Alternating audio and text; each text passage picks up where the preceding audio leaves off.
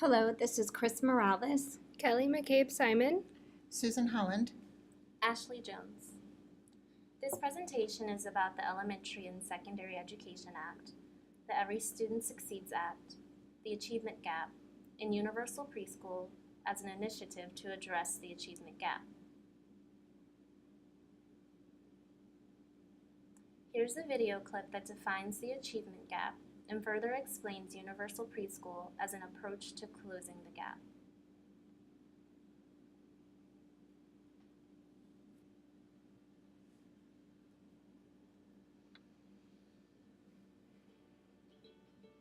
So we all know that rising income inequality is hurting working families today. But did you know that it's also putting the next generation of Americans at risk and holding back our economy? That's because all too often, children from Black and Hispanic families lack the valuable resources at home to prepare them for college and to get a good job. Children of color are now the majority of K-12 students in the U.S. and will play a major role in our future workforce. In order to fix this inequality, we must address the huge academic achievement gaps that exist between children of color and their white peers. Closing them will be a boon for our economy and all Americans. It will be difficult, but we can do it. How? Consider two children. Adam's parents can afford to send him to preschool. His father can take off work when he's sick. Adam also gets to participate in extracurricular activities. His parents can pay for a tutor for homework. And when Adam enters high school, he's prepared for challenging courses. By the time he's college age, Adam is prepared for success. Then there's Maria. Maria didn't go to preschool, and she has to juggle doing her homework and taking care of her siblings while her parents work 2 jobs. She enters high school already behind her peers, and she'll graduate far behind them. She'll be less prepared for college and a good job. So how can we ensure that all kids are able to reach their full academic potential? We need a host of family-friendly policies. These policies will help close the academic achievement gap between children of color and their peers by providing all students with the resources they need to get a higher paying job. This leads to a stronger economy. In fact, if we invest in our students today, our GDP could be $2.3 trillion larger by 2050. Tax revenues would increase an average of $198 billion each year. Investing in our children is a critical step to securing everyone's economic future. We need to act now. Learn more about how we can better prepare tomorrow's workforce at www.americanprogress.org.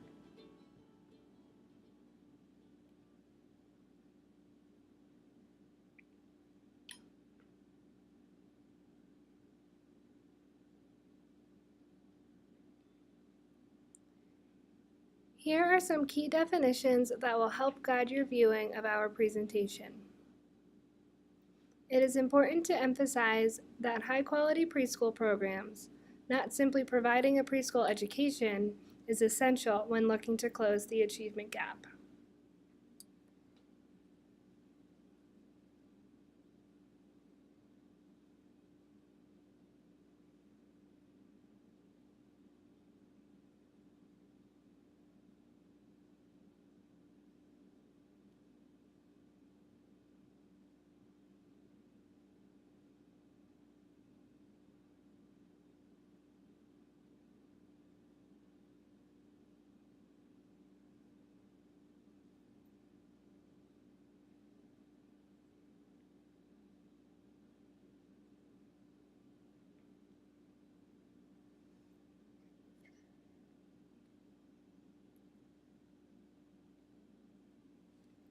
Here you will see a narrative of the history of the Elementary and Secondary Education Act for you to view, as well as a link at the bottom to an interactive timeline of the history of ESEA.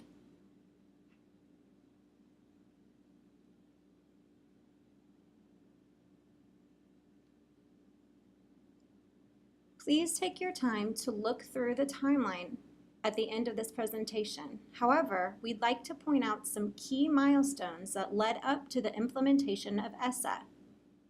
In 1965, President Johnson implemented ESEA.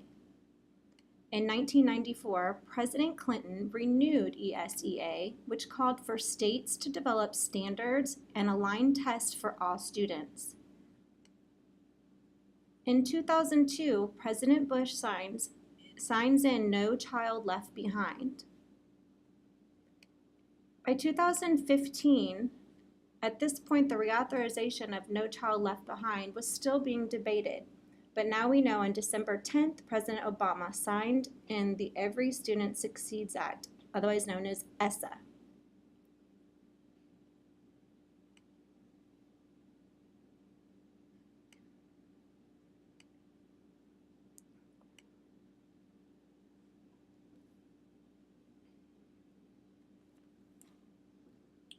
Here's a clip that breaks down the changes that were made from No Child Left Behind to the Every Student Succeeds Act.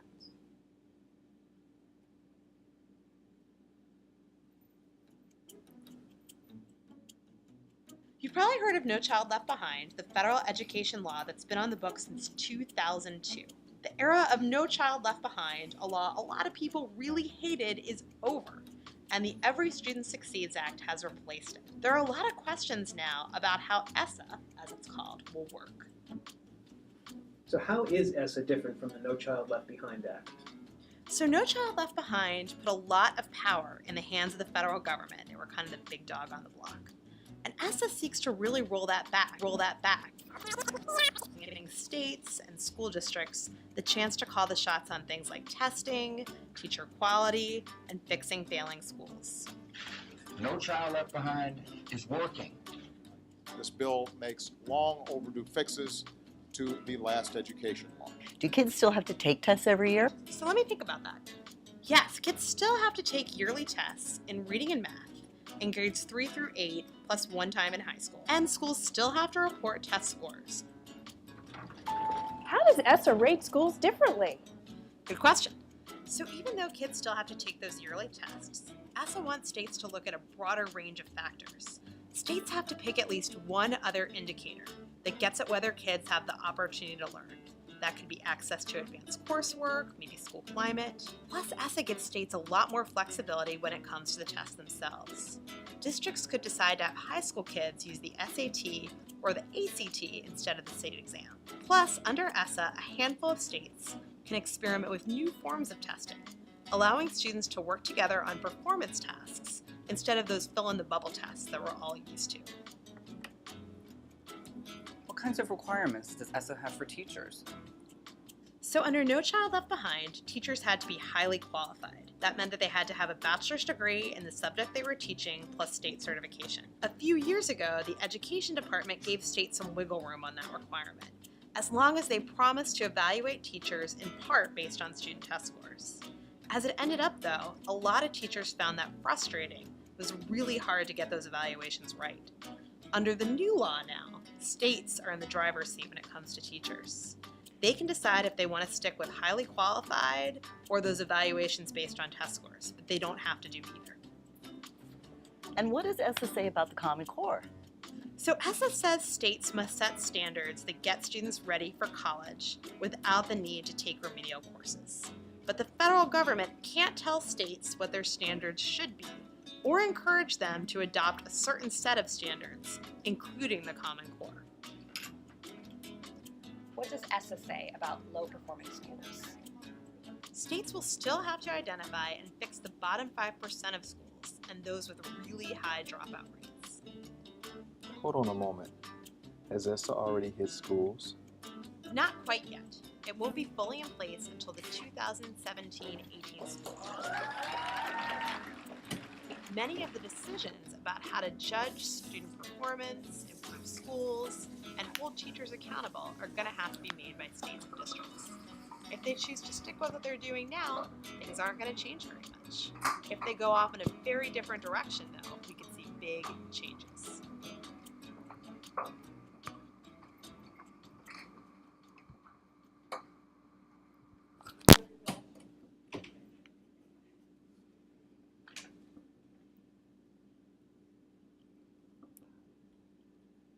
As you can see, Many existing approaches to closing the achievement gap focus on K-12 education, but we know that the achievement gap begins to form long before kindergarten, highlighting the need for quality universal preschool.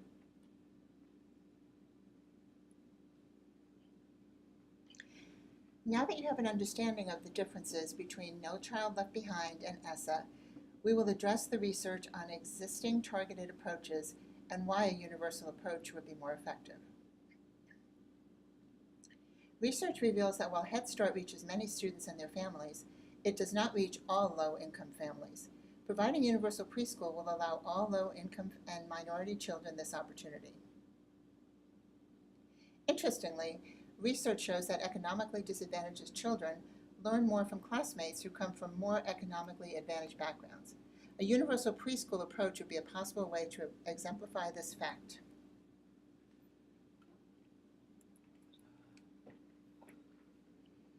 If you'd like to take the time to explore these sites, it is an interactive way to manipulate data surrounding the achievement gap.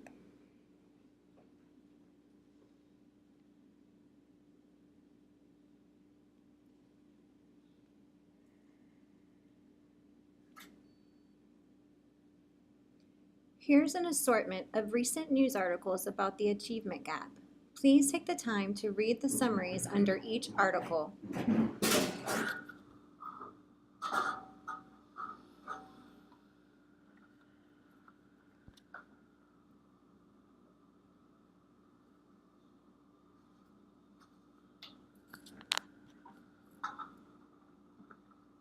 Have fun.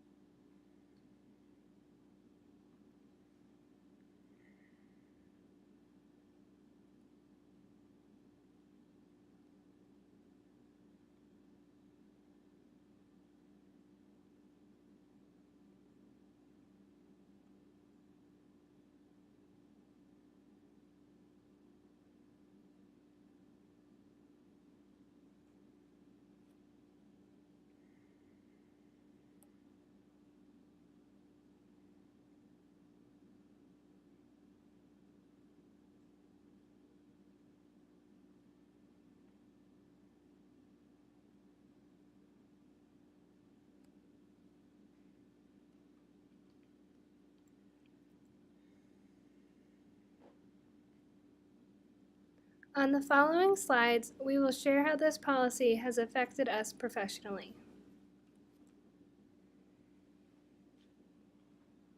As preschool teachers, we feel the pressure of making sure our students are ready for the rigors of kindergarten because we know shortly after school starts they will be tested. We have to make sure our students understand and demonstrate a plethora of cognitive and social skills to make them successful in school. That being said, too many children are not afforded the opportunity to learn the skills needed to be successful upon entering kindergarten. This is why universal preschool is so important. It allows many more children the chance of obtaining the needed skills, thus narrowing the achievement gap. We agree with many advocates of universal preschool that it's not the panacea to the achievement gap. However, it would make a huge impact on school readiness for numerous children. By providing a high-quality preschool education to all students, low-income students begin their early elementary years on a more even playing field. And English language learners have a more expansive vocabulary than they would have had without a quality preschool experience. Universal preschool will provide English language learners with a beneficial social and linguistic experience. It is important to note that not all students who don't qualify for Universal Head Start or FESEP are financially in dire straits. Some families still need preschool even though they may be financially above the bubble that's considered eligibility for these low-income programs. For example, there could be a family who has a student with severe needs and all of their money goes into his therapy, making the parents unable to pay for preschool for the rest of the family and for that child as well. So those children also need to be considered, and they are right now falling through the cracks in our current system.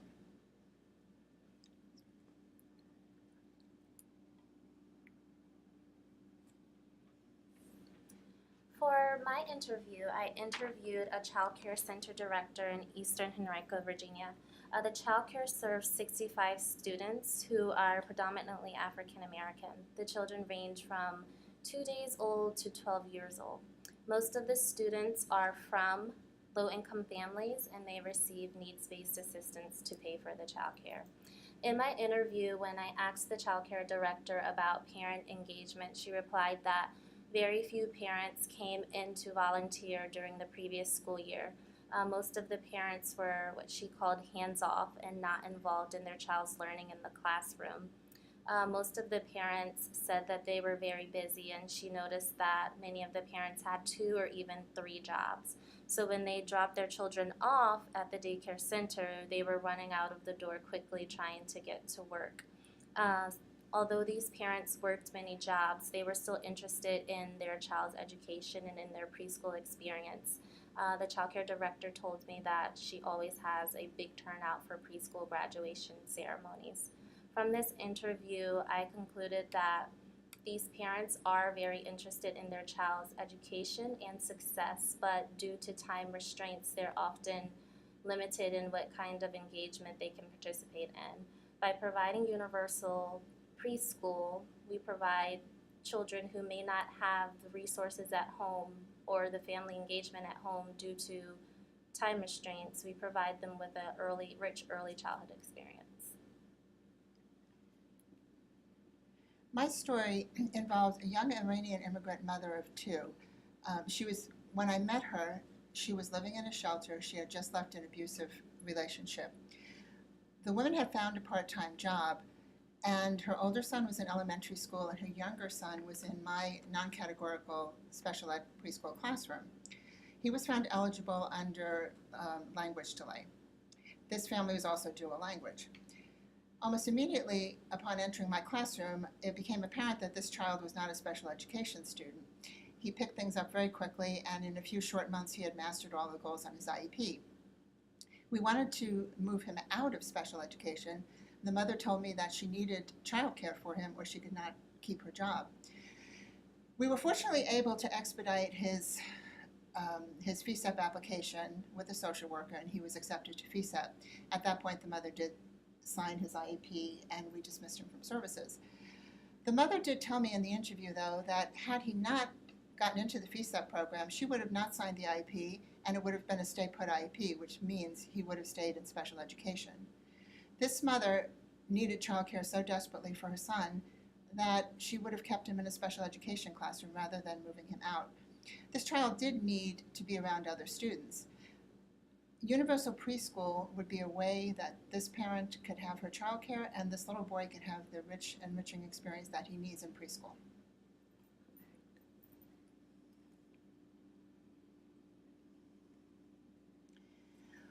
While Head Start was the beginning of combating the disparities, it does not reach a significant portion of low-income families. As we continue to learn more about the importance of early childhood education and development, combined with the results of several research studies, we conclude that implementing high-quality universal preschool would be an integral piece in ultimately narrowing the achievement gap.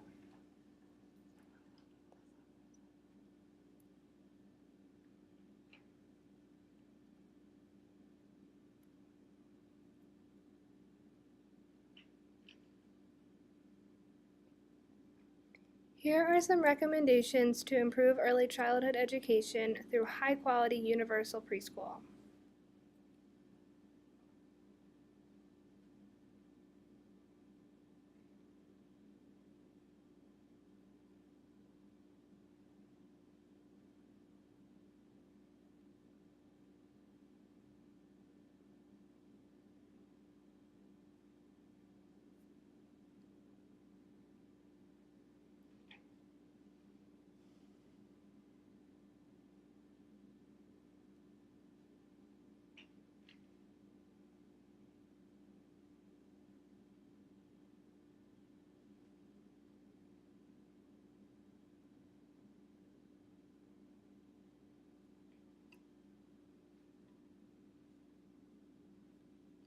If you are interested in advocating for universal preschool or narrowing the achievement gap, you can do so by supporting one of these organizations.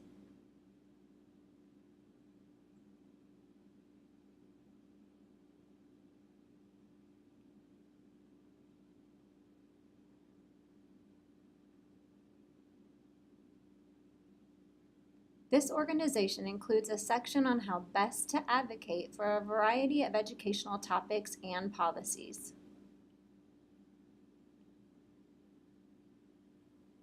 This video clip shows a quality preschool in action.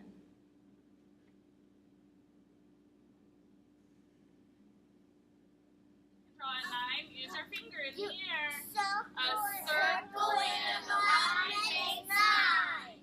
Well, a lot of the kids that came in not having pre-K experience or schooling experience before had never held a pencil, they didn't know their name, they didn't know anything when it came to letters and numbers, so having the universal preschool allows them to come in and have experience with the tools that are used in a classroom and have those experiences with other children, so socially they're ready, emotionally they're ready for kindergarten, and they have the academics that will start the structure to build them into the kindergarten student that will be ready to learn once they get there. My kids this year have just really, they've gone above and beyond pre-K kind of standards. They wanted to learn about 3D shapes. They tell me what they want to learn about, and we kind of go from there. And it's been really neat to see their brains just getting all these new experiences and just having a lot of fun with that. I've already said it before, and I could say this just so many times. I just think it's so beneficial to get these kids in an environment that is supportive to them learning and supportive to them, fostering a love of learning. Wait, we're all making wives now? Once they start doing that, then they just start learning at a rate that even as an educator, you can sometimes be surprised by just how much it is they're learning and how much it is they're wanting to learn. I was really excited from day one whenever I found out about this, because I was previously a kindergarten teacher, and so knowing that all the kindergarten was going to be in the same building as the pre-K, I thought that was really interesting, and it was going to be great for our kids specifically. And then just how everything's so focused on 4 and 5 and 6-year-olds in this building, that we get to have something that works for them and just tailored straight for our kids.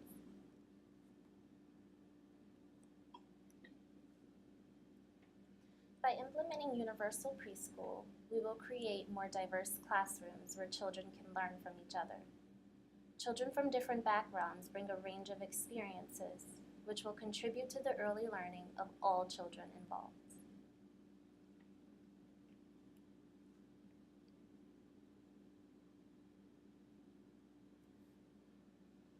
Thank you for watching our presentation. If you are interested in learning more, please explore our references. A link to our Prezi will be posted in Blackboard.